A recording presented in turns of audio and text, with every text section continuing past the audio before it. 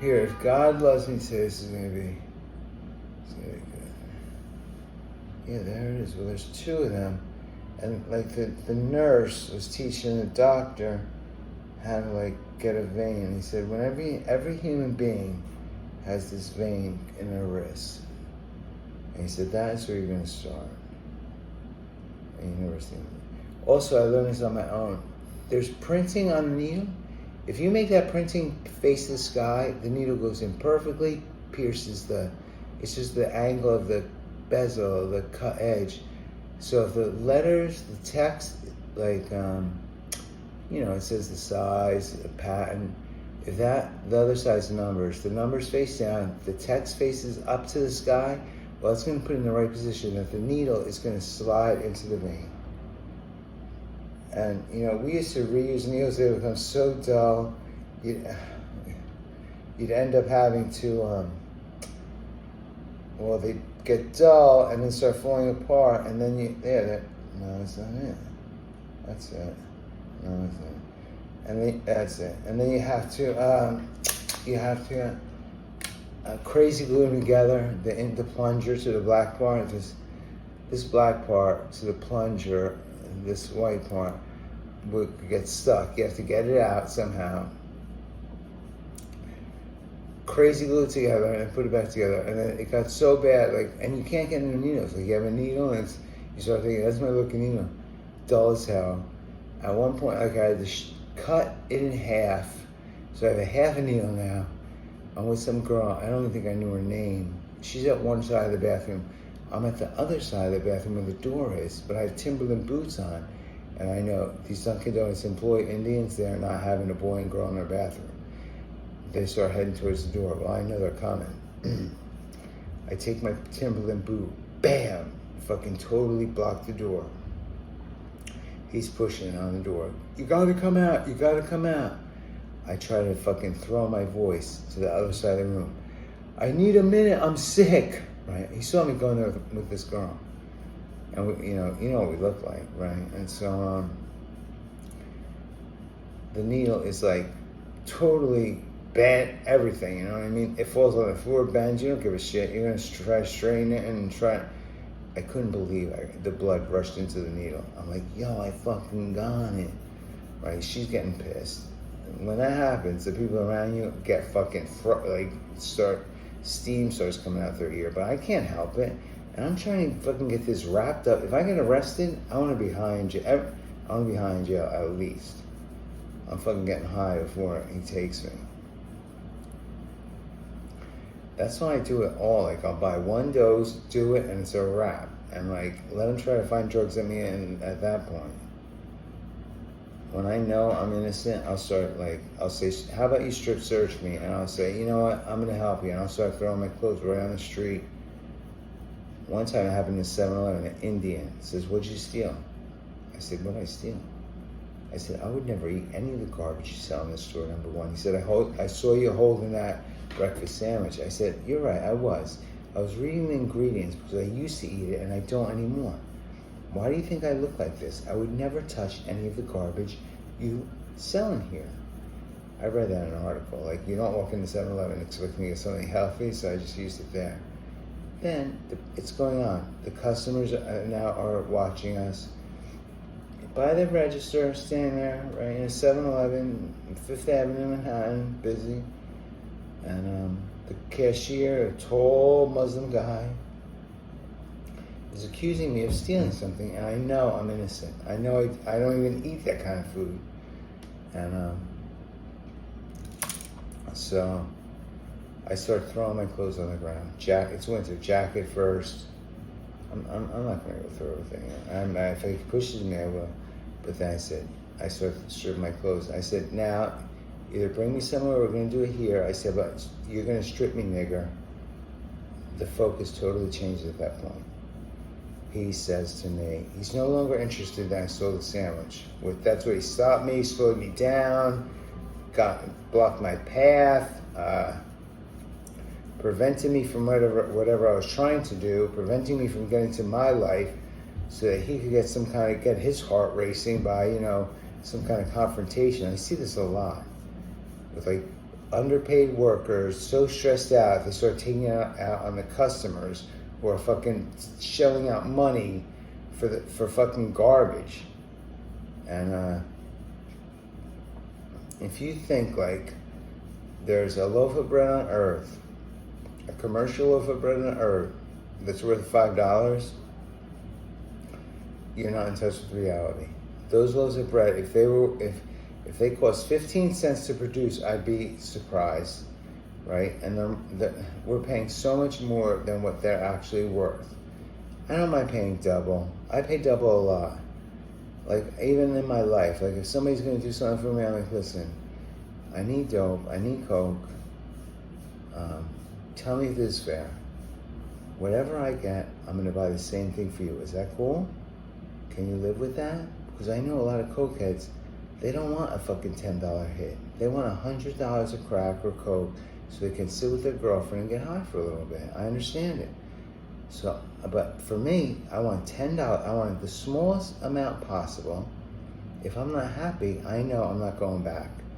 And they're like, you always spend $10. And I want to say, yeah, I spend $10 and I'm never really happy.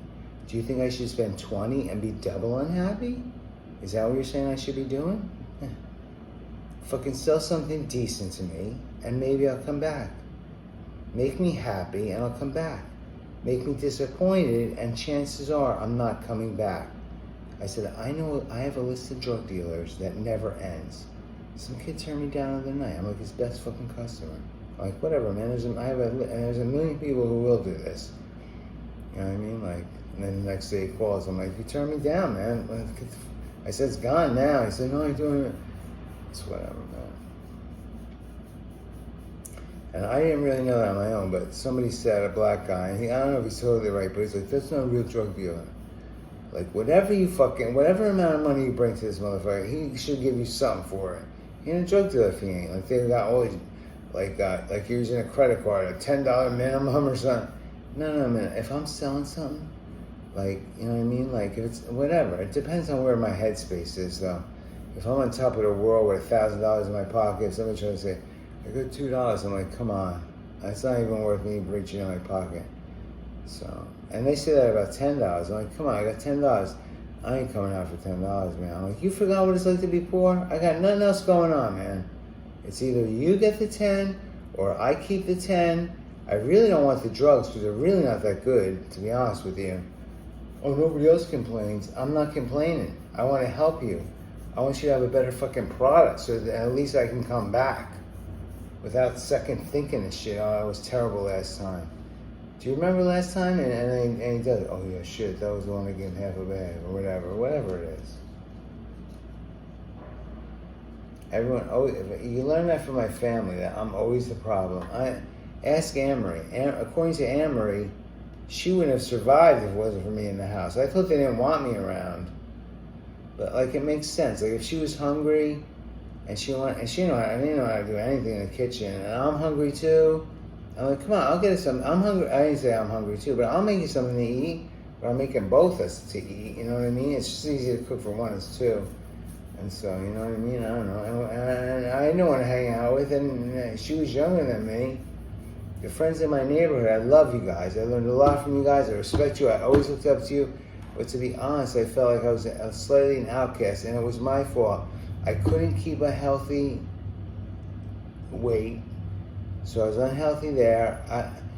Some of the girls who I went out with, I called them later and said, I'm skinny now, but when you were with me, I was fat can be. Yeah, you were still fucking me. You know, that means you're a fucking complete loser, and I don't know. If I was a girl and saw a fat blonde, like, come on, you know what I was in high school? My nickname was Turtle, not after the Entourage show, not when it was like, whatever. He wasn't calling me Turtle because he was my friend. He was calling me Turtle because I move so slow. I'm 200 and some pounds. I move slow. That's just what it was. I didn't even notice it. I'm 120 pounds. All people talk about family, Anne-Marie, her kids. He fucking flies around the city, like, and the building too. Like, Jeff, we see you flying all over the building. You know, people are calling and like, I don't want to say no, and I'm fucking making money doing it. doing it for free. Jeff, go to the store. They don't want to go to the store. What else? Like nothing. They don't want to do anything. And I'm like, and I started to become too much. You know what I mean? Like, if I have money, why do I need? I don't want more. And it seems like anytime I have money, I like digital money because I can spend it nice and stuff. You get a receipt. You return it if you're not happy. When you're spending cash on the street and it's with friends, private debts. Number one, they're trying to get over on you. You know what I mean? Number two, no matter what, you're not getting that money back. Number three, if the whole thing was in reverse, they would be screaming bloody murder. Oh God, I have so many stories and oh God. You try to do everything. Can I have a letter? Sure, you can have it. Oh, you're going to charge me? You can have it. Like shit like that. Like I don't want it back because I don't want another interaction with these people. But you give them one thing and then think, oh, who's your fan? I unplug the phone. I'm just gonna say I don't want to block anybody. I really don't. I really, really don't because I don't want to burn any bridges. And what if down the road I'm desperate and I do need something, or you know what I mean? But I try to do as much as I can. Like I give out. For a while, I was giving out much cigarettes, and they were expensive. And I'm like, Jeff, I don't know how you doing, man. It's no big deal. And then after that, I fed people, but I have some decent friends here. The guys who were in the Marines, I don't know what you all learned in the Marines, but it turned you into some of the best guys, best people on earth, man. I love you, and I probably love all of you in a respectful,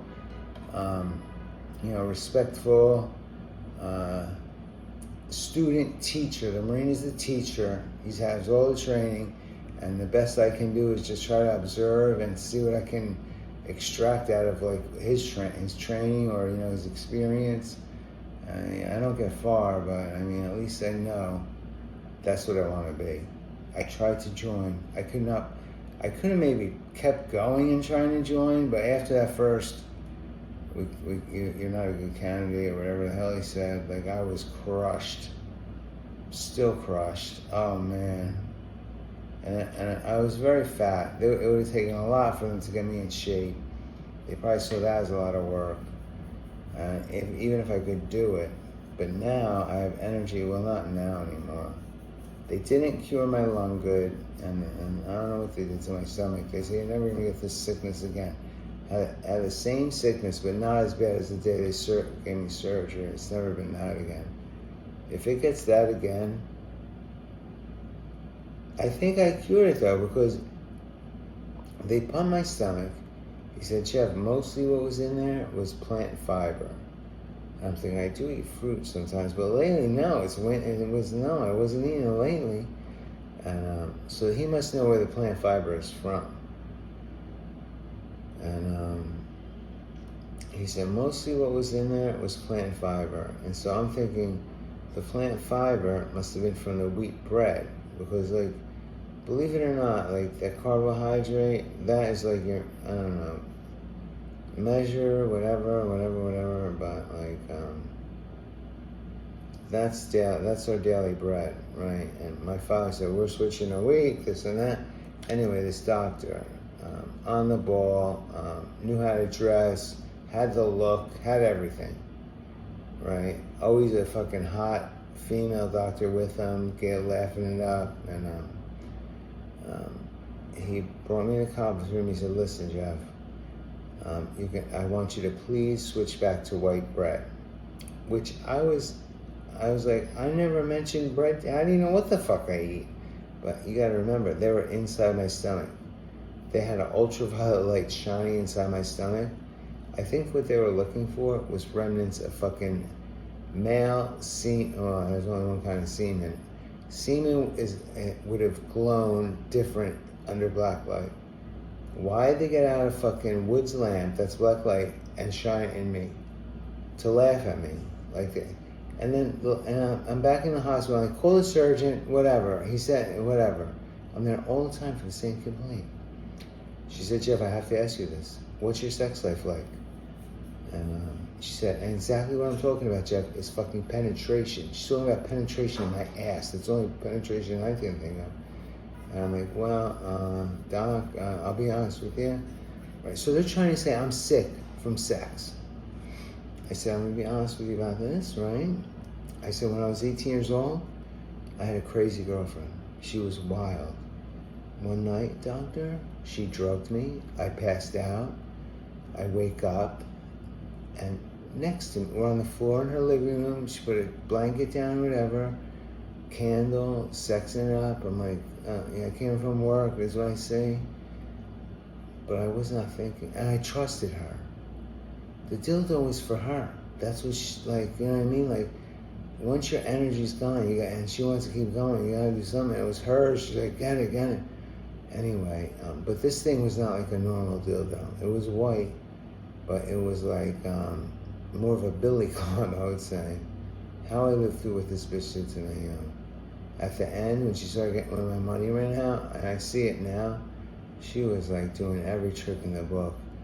She would send me out with her lesbian girlfriend who was super hot. I'm like, let's go. She wants me to go to cop. She's like, go with whatever her name was. I'm like, all right. I go to cop with her. We're cool, I'm cool. We're driving home. He said, I gotta go home. I gotta set up my apartment for a minute. Come up with me, Jeff. I don't want to go alone. In her apartment now. I'm standing there at the kitchen waiting for this bitch to bounce. I want to get back to my girlfriend. I like my apartment. Her apartment really isn't anything special. I don't want to really be there. And I didn't make a move on her at all. She's a lesbian, number one. She was very hot, but my girlfriend was hotter. So she really she had a chance if I was single, but not where I was. But my girlfriend came up with that plan. Let me, Jeff, try to make a move on you, and then tell me about it, and I'm gonna put on the fucking best performance I can of how I'm heartbroken, how I this bitch crazy. Just say, yo, motherfucker. What did I do to her that she could have thrown me out for? Nothing, really. Did I ever steal her drug? I didn't even steal a bitch's drug. That was a good boyfriend. Fuck. Should have something to her. I can't think of one time I did her wrong. Fuck. I didn't even cheat on her. I was so stupid. And I could have. I ran into a girl I had a crush on, family, friends, like, I loved her. Oh God, still now. If she got fat, I'd still want that shit. That's how much. She was a beautiful young woman when I knew her, and I always wanted her. One night I'm in the car with her. We're going to get drugs. She's in the middle. I'm in the fucking front seat, middle. Driver, her, me by the passenger door. We get to my girlfriend's house. It's time for me to go. She says, Jeff, wait a minute. Turns to me and starts kissing me. I'm like, oh, Michelle. Oh, never mind. I don't want to let anyone know who these people are. Kenilworth people.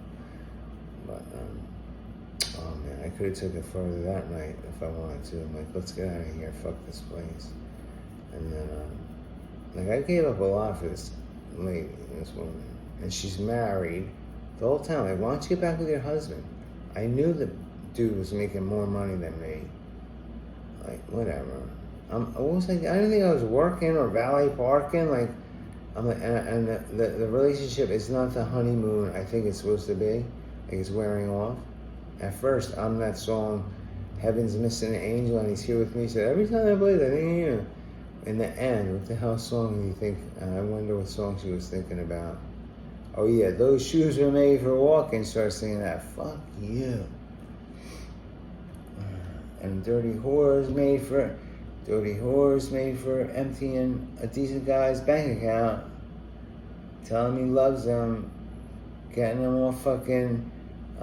They put us in like a sexual trance, y'all. You know what I mean? Like, oh man, and they know it. They know they got the power.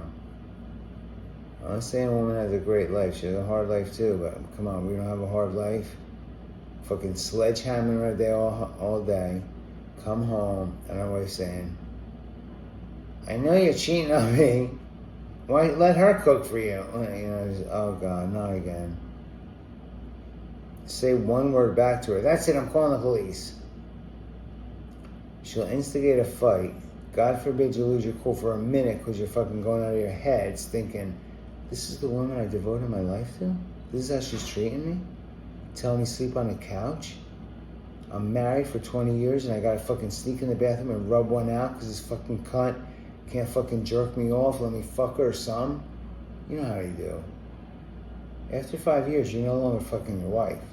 You're fucking the bitches at work. Because she's like, going out with my girlfriend's tonight. Fuck you, your girlfriends. I thought we were going to watch TV tonight. Oh no, you know it's girls' night out. What is girls' night out? You're a married woman. Girls' night out? And where's this girls' night out? Oh, at a male strip club? Oh man, I'm so happy I married you. I'm so happy.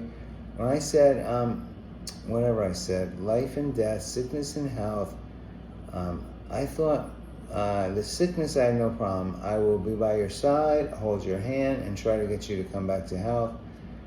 The sickness, the health part, that's kind of the problem, because when you are healthy, you are running from one corner of the state to the other. I have a girlfriend upstate, and I have a girlfriend downstate, and I haven't seen them.